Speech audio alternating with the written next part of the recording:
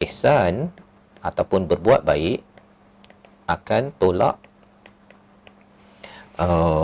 bala dan tolak bencana.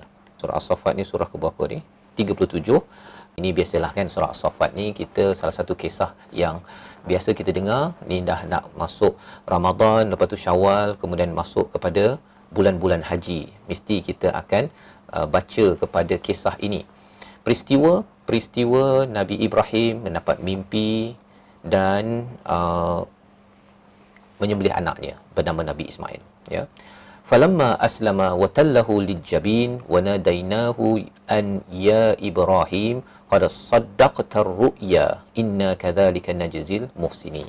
Ada perkataan muhsinin kat sini, orang buat baik, orang yang berbuat baik, mengerjakan kebaikan. Okey, kita tengok apa berlaku.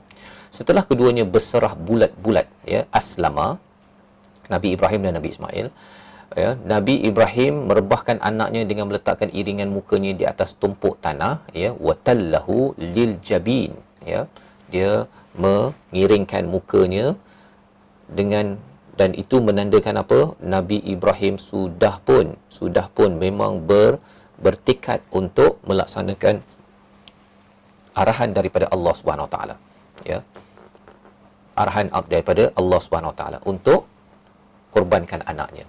Ini kita kena faham tuan-tuan, ya, ini adalah rushd ataupun wahyu yang diberikan khas untuk Nabi Ibrahim. Tak boleh pula kita rasa-rasa macam anak tu tak berapa okey ke kita nak korbankan dia waktu raya haji. Jangan tuan-tuan, ya. Ini khas untuk Nabi.